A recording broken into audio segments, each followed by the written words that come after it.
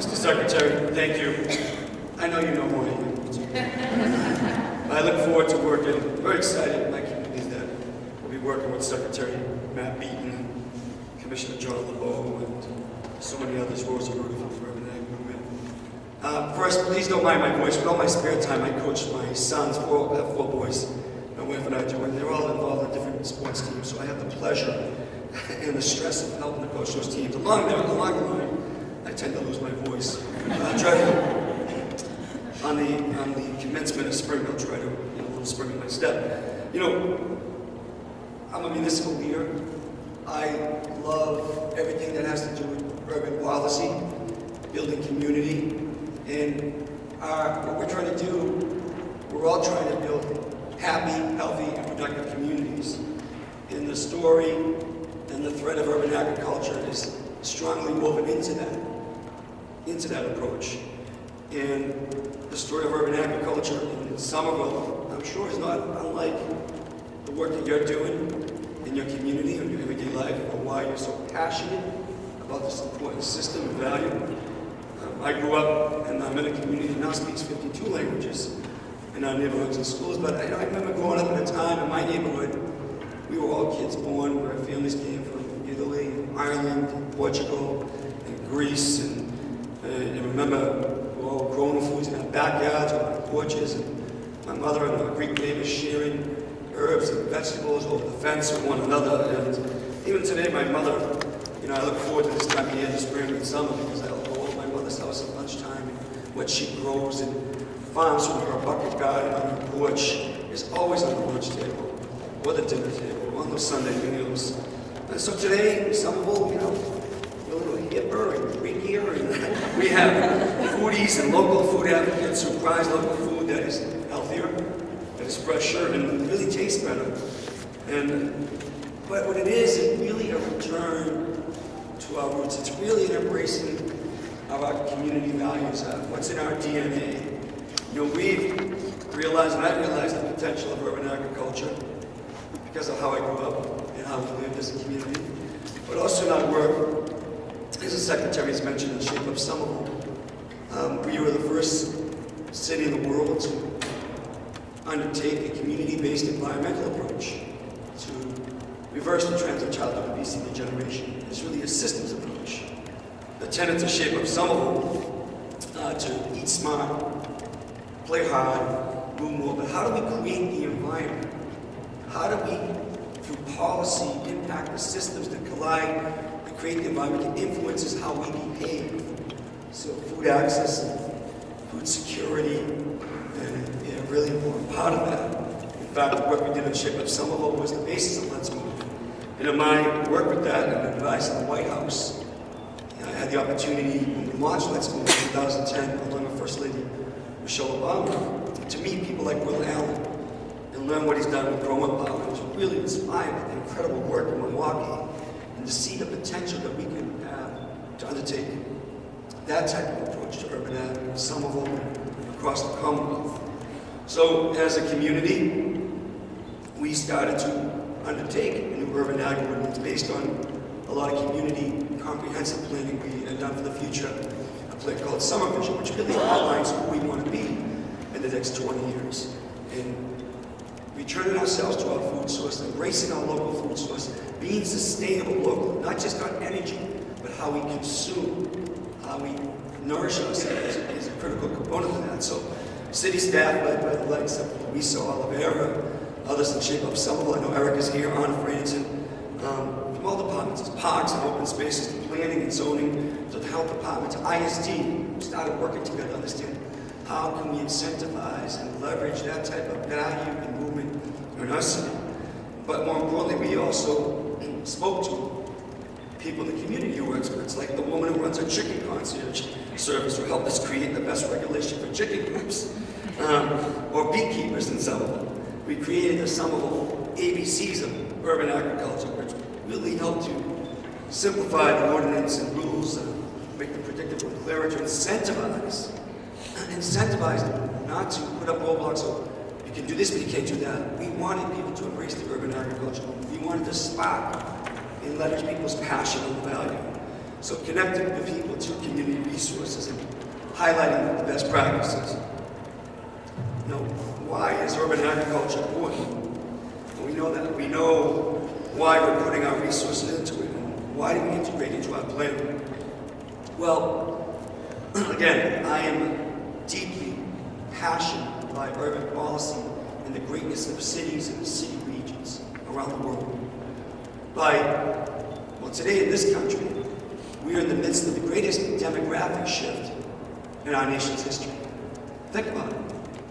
People want to live near and around the city regions, so you have this incredible influx of baby boomers, millennials, hipsters, you name it. They want to be living in incredible lifestyle communities that are healthy, productive, they can walk, bike, connected by dependable and expanded public transit to so many things, and they want to be connected to their food source. And in this world, by 2050, 3/4 of the world's population will live in these regions. I see Mark Tracy from MEPC. I know a speaker right up his alley. In the city regions, by the way, we're in the Boston region. Boston region expands beyond North Station and the gas tanks to the Southeast Expressway. It's 101 cities and towns and more than 4 million people. But the regions that envision that future of good sustainability, sustainable practices, urban agriculture, housing, transportation, sustainability, and plan for that future and build that future, those are the ones that will be successful. The ones that don't will fail. These social, economic, and health consequences will be tremendous. And on an economic level, we will not be competitive in the 21st century global economy. We need a plan for that future. And urban agriculture has to be part of that. Cities around the world and the city regions are the ones solving the problems we all face. Really, the movement to attack the trends of childhood obesity came out of the city regions from around the world. On food security, on food access, public health, again, issues around food and transportation. Cities and the regions have been on the forefront, solving problems through innovation. The first MDAR grant to Somerville allowed the completion of the second portion of what we call the South Street environment, which is maintained by Commonwealth Somerville. I've seen, their executive director Chris Mancini here, and their green team. And we've been able to link the South Street Farm with the Innovation Farm at the edge of the school in partnership with the STEM Garden Institute, which is displayed over here. And Janet Gordon from STEM Garden Institute is here as well, and also with our public alternative high school program. So along with our mobile farmers markets that brings fresh and healthy foods to food deserts and low-income residents, this has really created a food production and distribution triangle. It has also exposed and engaged our kids, our youth leaders, to the movement of urban agriculture and the importance of what that means in our daily lives.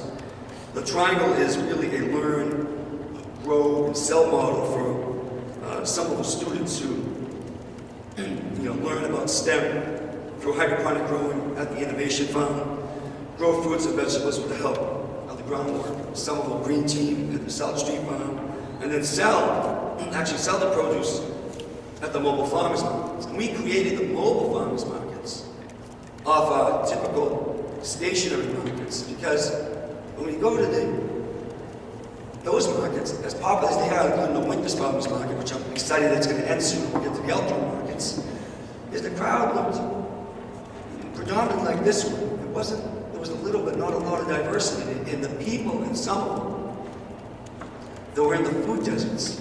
Now, it was mentioned how densely populated, we actually have densely populated city of New England. We're 78,000 people in 4.1 square miles. We only live in about 3 of them square miles. That will change as the city grows in.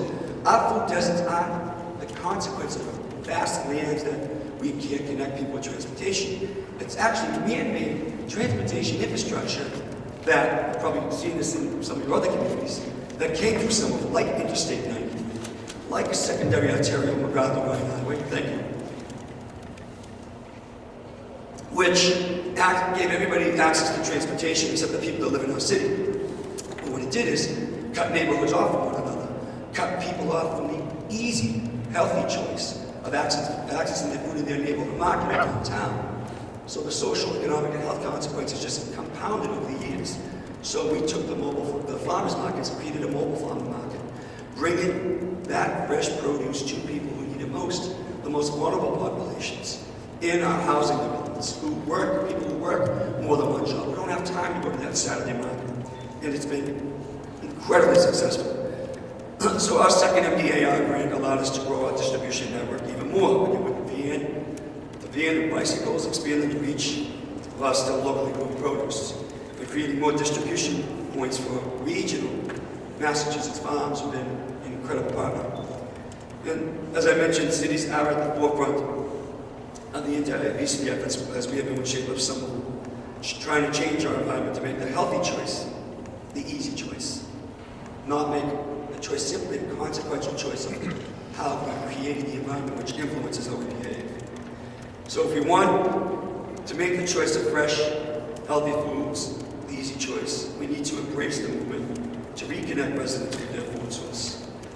The tomato plant on the back porch, or a few cucumbers and carrots in a small backyard garden, or a bucket garden as my mom would have, really goes a long way. It changes the environment people are living in. It puts that healthy option right at our fingertips within reach. And I'm excited that Somerville has been one example of cities around the world being at the forefront. I'm excited by the work that you're all doing as well. We also know what urban ag means for climate change. Urban agriculture reduces urban energy use and cuts down the greenhouse gas emissions, while making us more resilient by enhancing access to food and reducing their impact on high rainfall. On top of everything else, urban agriculture is good for the economy. It's certainly been great for our local businesses. The thriving local food-based business community in Somerville has been growing and strengthened over the last decade. Urban agriculture is more than just a version of the foodie movement.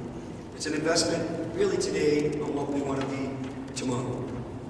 And the way that builds community, fosters innovation, returns us to our roots. So I want to commend you for the work that you've done. I want to thank the Secretary and Commissioner, Rosa. Their agencies have done so much to work with communities like Somerville to help us achieve success. I hope our story, and I know it's being replicated, and they're doing some great work along those lines in the areas you're working in. We need to spread that story across the Commonwealth, across the region. I look forward to hearing from all of you and working with all of you to make that happen. Thank you very much.